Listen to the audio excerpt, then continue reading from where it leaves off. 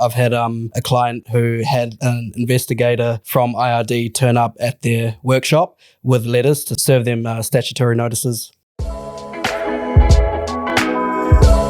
We are back in your life, and today we've got an accounting horror story. Dun, dun, dun.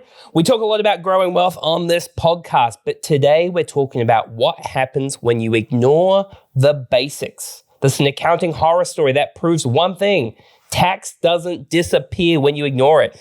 It would be very nice if it did. I'm joined by the accounting duo that everybody wants to be, Matt, Vinay, gents. Hit me with some horror stories. We are the top accounting duo at Lighthouse. That's right, isn't it? Yeah. Yeah. Good confirmation there. Men want to be you, women want to have you. Yeah, exactly. No one wants to talk to us at parties. In our line of work, we see a lot of horror stories, unfortunately.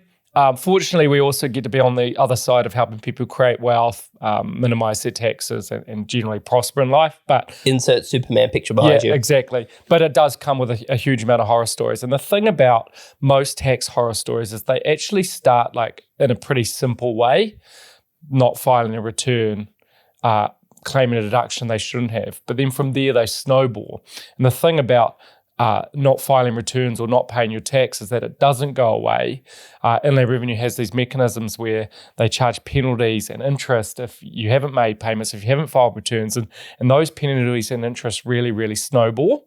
And the longer you leave it, the harder it gets, the more expensive it gets to sort, and the more stress it's going to cause you. Yeah. The worst thing you can do is put your head in the sand, but quite a popular option that people pick. Yeah, I get it too. Way easier to put your head in the sand and do nothing than just to do something sometimes, especially if you're going to have to pay. Yeah, you can call your girlfriend and be like, I'm going to be home at 7 p.m. I'm just going for one drink. Yeah. Or you could be honest and say, I'm going on a full bender and I'll sort this out later. But nobody wants to be honest about the situation. They just want to be like, oh, that tax thing, I'll come to it when I come to it and deal with the consequences when I get home. And you know that old thing, like if you say you're going to be home by 7, you never are. No, especially Vinay. 7 a.m. Cool. If you didn't say PM or AM. Yeah. You're not wrong. One of my favorite podcasts Mike never filmed actually was back in the old office when Vinay was lying on the couch behind us, and I think woke up halfway through the podcast. Yeah. So moving on from that. Yeah, we won't talk about your discretions anymore. So how often does it happen when somebody hasn't done a tax return for 10 years? Look, honestly, way too much. 10 years is probably at the longer end of what we see. And to be honest, it can be pretty hard for people to find enough information to go back 10 years. What do we, usually the average amount would go back to like 5? Yeah, 3 to 5. 3 to 5, yeah. And that's simply because if you try to get your bank statements from 10 years ago, they literally would not exist. You can't log into your banking and go back more than like 3 or 4 years. Also, Inland Revenue does have these like provisions where they will entertain, you filing up to a point. But in short, to answer the question, we see tidy ups way too much. Yeah. It's very common. One of the ones I see quite a bit is like first-time business owners or self-employed people. They get to their like first tax return and they like kind of want to change accounts. So they're like, my account's horrible. Like I've got $100,000 tax bill in my first year of business. And I'm like, you just spent the tax. Like you haven't created good structure. And I see that quite a bit. Yeah, so that's actually a really good one to mention. When you're in your first year of business, you're not a provisional taxpayer just yet. And so that means that when you file your first return, which remember, if you've got a tax agent, if it's a 31 March 25 return, for example, you have all the way up to 31 March 2026 to file that return. And then your terminal tax not going to be due until 7 April. And then you're going to, right after 7 April, you can have your very first provisional tax installment. 7 May. What I'm trying to get to with all of this is that you're going to get all your taxes in one bloody go.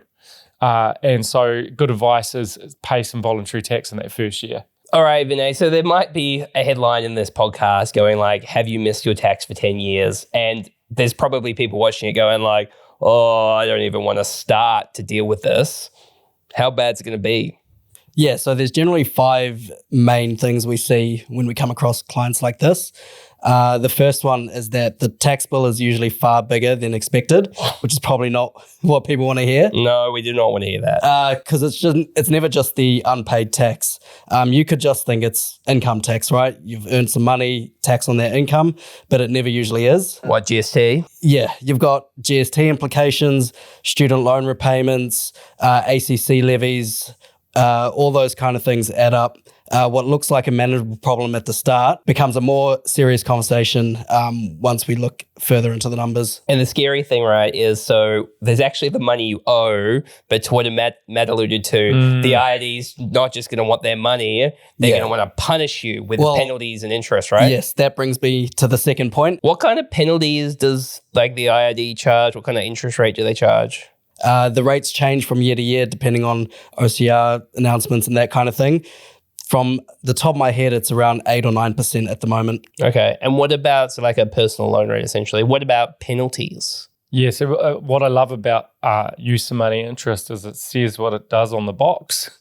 They're charging you for using your money, which is actually tax money, for something else. And then you get late payment penalties. So I think it's 1% up front, and then it's incremental after that. And so it really starts to snowball. Yep. And then it's not all just the impact of having to pay all this money back, right? Your day-to-day life in terms of dealing with banks, etc., gets harder as well, right, Vinay? Yeah, well, borrowing becomes harder as a result. IRD debts raise flags with banks. They don't like uncertainty on the balance sheet. The conversations get complicated when you don't actually know how much tax you have to pay IRD. Opportunities can get delayed or lost entirely just because of the uncertainty with how much tax and penalties and interest you actually owe. Yeah. And like, I mean, any business, right? Regardless of how successful it is, if you were like pay 5 or 10 years of tax now, there's not many businesses out there that would be able to do that. No, and often those businesses will have to borrow to pay that tax and or put it in an arrangement with inland revenue. And it's just kind of, you can't pedal fast enough, because if you're still in business, you're paying your old tax out of your cash flow, but your new tax is coming on. You pedal, and unless something magnificent happens in that business, so it gets a lot of growth or something extraordinary, it's a problem that just sticks around and makes it harder and harder. Good thing is IRD does have processes for working through these outstanding debts. They're generally willing to engage if you come to them before they come to you. The longer it goes, the less control you have. And in some cases, it does start with like a lawyer's letter or a notice on your bank account of forced repayments to your tax. Which would be terrifying, right? Imagine just like one day just...